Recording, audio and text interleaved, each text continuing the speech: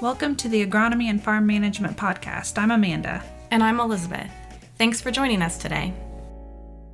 The last time we talked to grain markets was back in December, and prices were going pretty strong. Then the invasion of Ukraine happened a couple months after that, adding even more volatility to the markets. And that really drove prices up through most of the spring. And then things seemed to cool off in July a little bit. And then we've seen some recent movement here in the last few days. So we have Andrea Flowers with us from Cargill. She's joining us again to shed some light on the markets and hopefully give us some advice on how to deal with all the uncertainty that has been driving the markets lately. So welcome, Andrea. Hi, thank you. I'm glad to be here again. Yeah. Would you give us a quick introduction of your role at Cargill? Sure. I am a grain origination specialist. I work at Cargill in Sydney primarily, but I do try to buy grain, corn to Dayton, grain to Lima, Cincinnati, Bloomingburg, any of our facilities around the state, but primarily focus on beans to Sydney. Great. So let's start off with the movements that we've been seeing in the corn and soybean market over the last few days. And let's talk about what's really driving that. Okay. Here the last couple of days, we've gotten started with the Pro Farmer Tour that started on Monday. And everybody has been nervous in the market around what do the yields really look like out there. There's been such a variety of weather. You had some wet areas through the spring, some really wet areas in kind of the northern part of the Corn Belt. We've had some droughty weather. Then we've had really, like when you look at the east, we've had some really nice rains through July and the first part of August, but that isn't necessarily the case in the west, where they've dealt with a lot drier conditions and warmer conditions than normal. Now, as we've gotten Pro Farmer out doing their crop tour, and a lot of times you can see the market move a little bit based on what they find out in the field. But I think it's even so much more important this year because of some of the other macro factors that are going on in the market. But so far, their reports are coming back with information like the market may have expected. They've started, so far, they've done, on Monday, they surveyed South Dakota and Ohio. Yesterday, they did Nebraska and Indiana. Today, they've moved into Illinois and Western Iowa. And then tomorrow, they'll finish up in Iowa and they'll go through Minnesota. And then on Friday, we'll get a final yield estimate from them. And this year, it has affected the market a lot more because, especially in the West, they're finding a lot more challenging conditions than what we've seen the last few years. And considering today, everything that's going on, the market is really counting on the U.S. to have a big crop because we're going to be so much more a big factor in the export market going into this next year.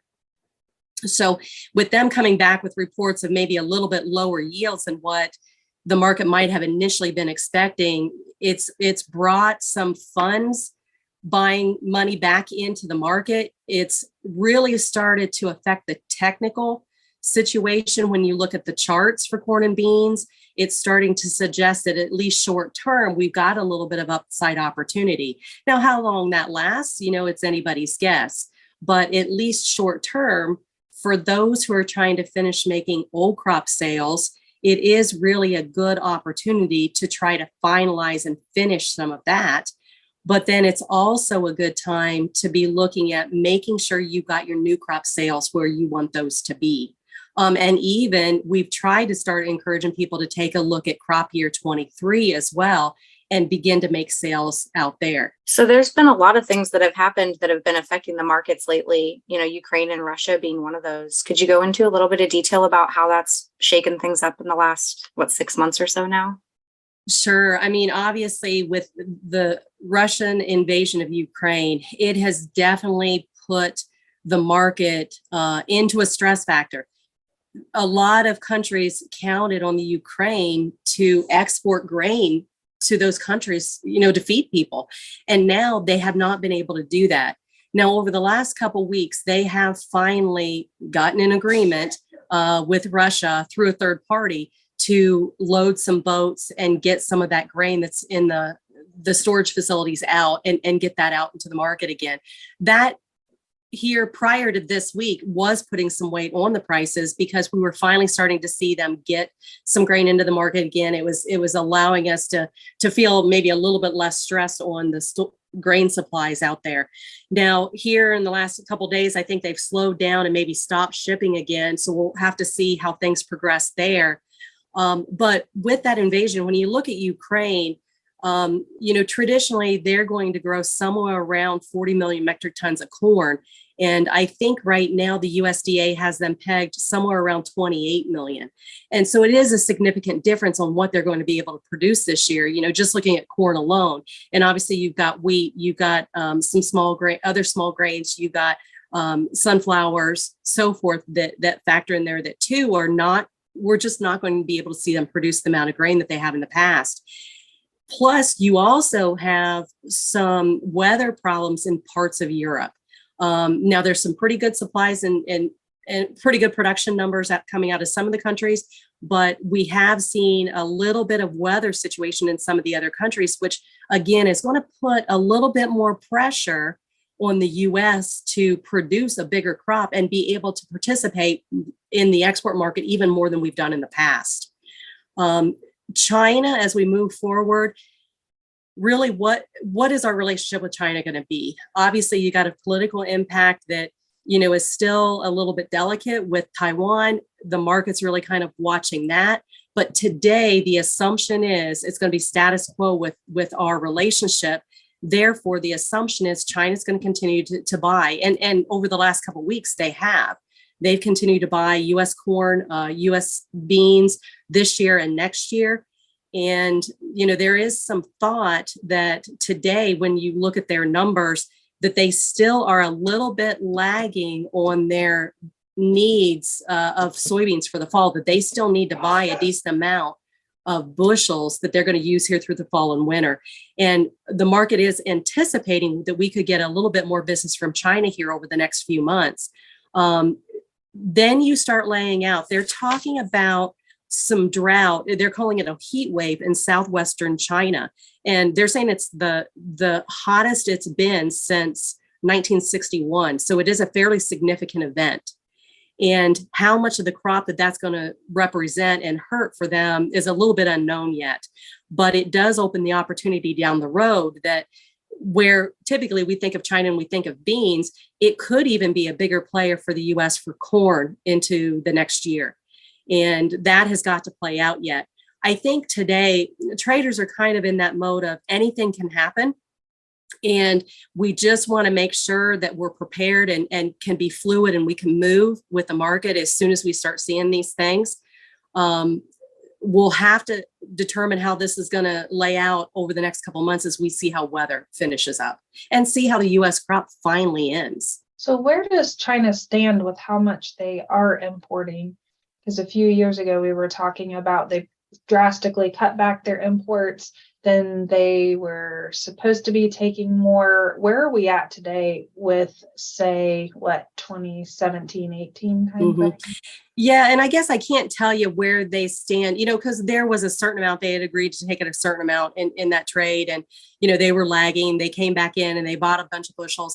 From a standpoint of how that agreement stood, I guess I can't really tell you for sure. But what we have seen is they've come back and they're still very cyclical, from a standpoint of we did see a little bit of a decrease, I believe, in exports to them this year, but that's not so much because of maybe any disagreements or anything. It was just more along the lines of what did they need to do to fill in places. Brazil had a nice second crop corn, which has helped fill in some of the gaps that they may have needed before. The thing we're going to have to really watch into this next year is where the world needs the U.S. crop, but what we're seeing happen today is the U.S. dollar continues to go up in relation to other currencies. And that starts making the U.S. look a little bit less competitive to other countries. The problem is if the other countries don't have any grain to sell, the world gets forced, to buy from the U.S. But as we get into the next couple months and we start seeing South America plant their beans, the expectation is we're going to see a large amount of acres go into Brazil, more than normal. Argentina, I think, will do as much as they can. They're dealing with some high inflation right now, which has got farmers not wanting to spend any money. In fact, I don't want to say they're hoarding grain. They are just not selling the grain that they have as fast as they might normally do so, because I think they're a little bit worried about what am I really going to be able to afford to plant in this next year.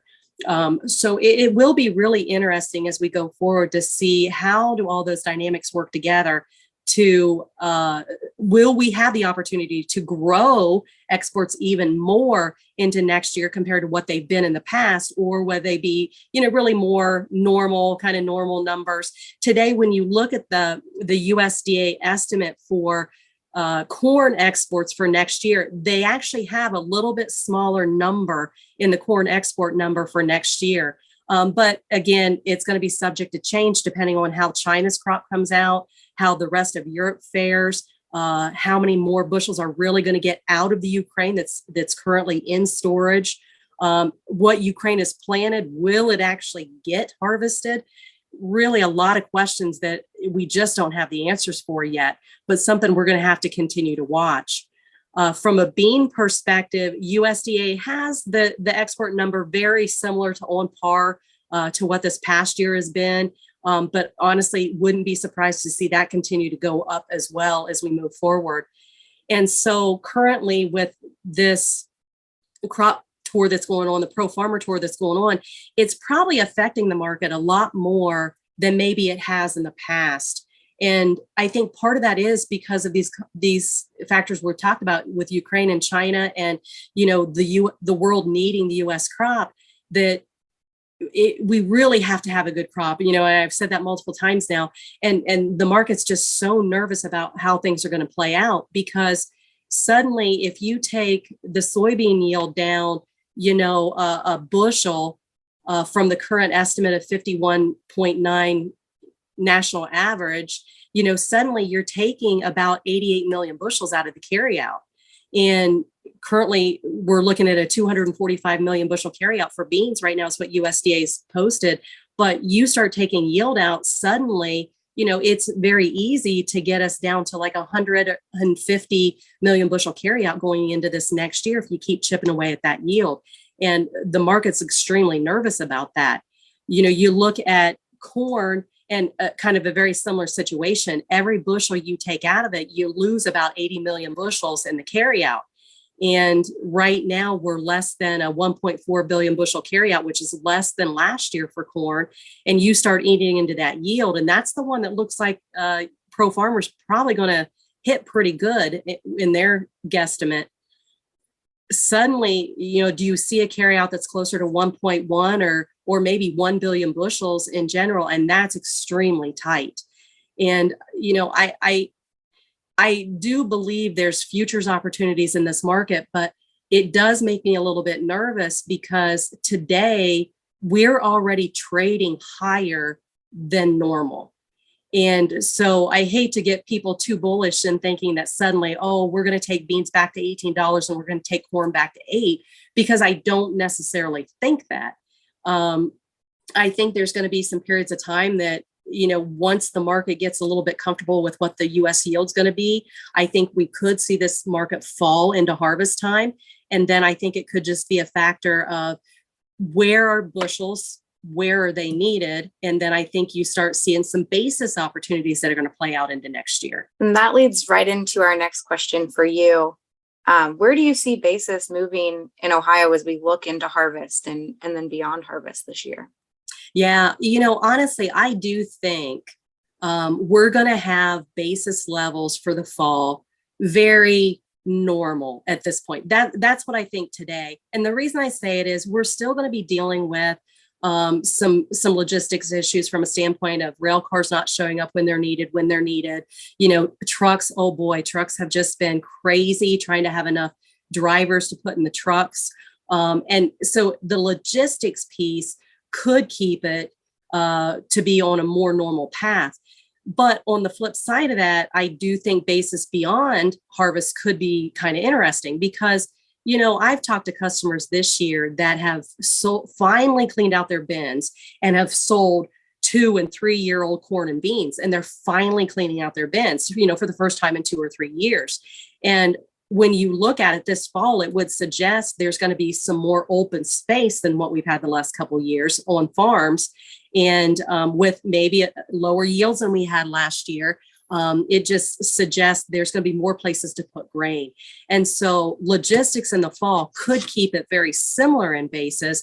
But what I really try to encourage customers to think about is, if you want to haul some corn, or you want to haul some beans, or anything in January or February or March, start thinking about pricing it as a futures only contract, because current basis levels, when we look at our facilities today, we're looking at negative basis numbers for those timeframes, -5, -10, -20, whatever it might be even for the December, January, and February kind of slots.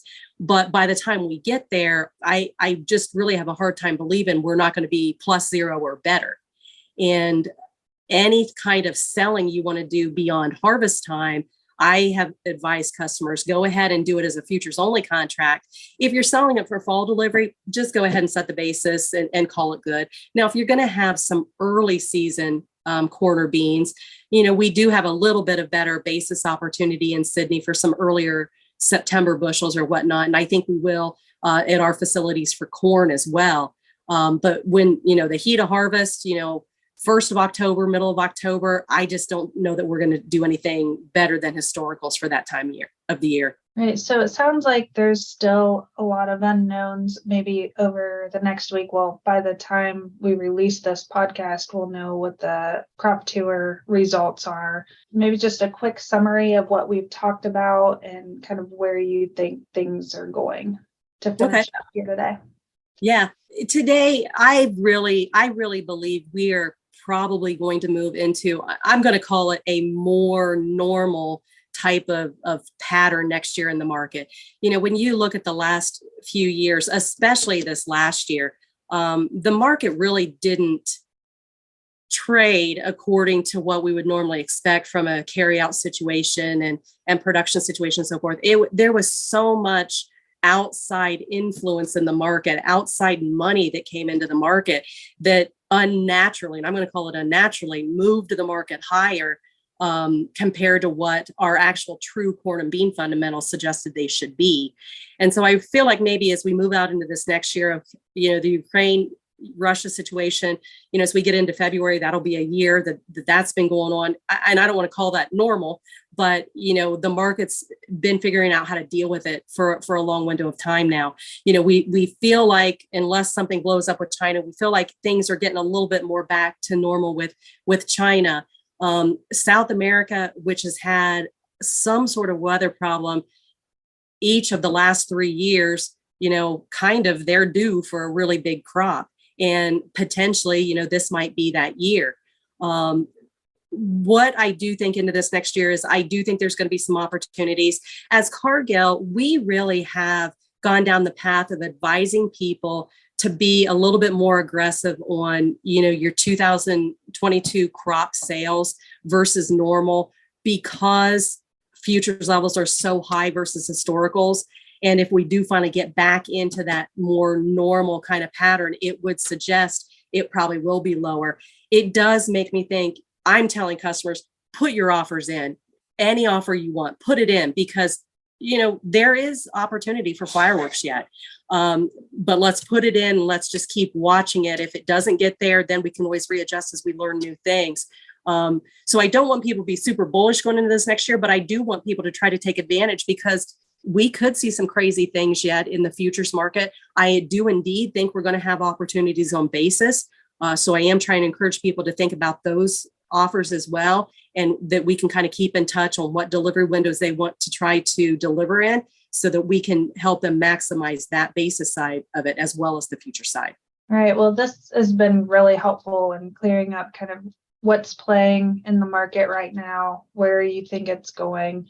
Hopefully those listening are able to use this information moving forward. So thanks for your time today, Andrea, as always. Yeah, I always appreciate doing this. So thank you so much for inviting me again. Yeah, and we'll put your contact information into the podcast description if anyone needs to reach out to you for more advice. Fantastic. All I right. appreciate it. Yep, thank you. Thanks for listening to the Agronomy and Farm Management Podcast. Join us again in 2 weeks for our next episode. Hey, podcast listeners. Just a reminder to give us a like or subscribe so you know when we release new episodes. If you're enjoying the podcast, be sure to leave us a review also. We appreciate the comments.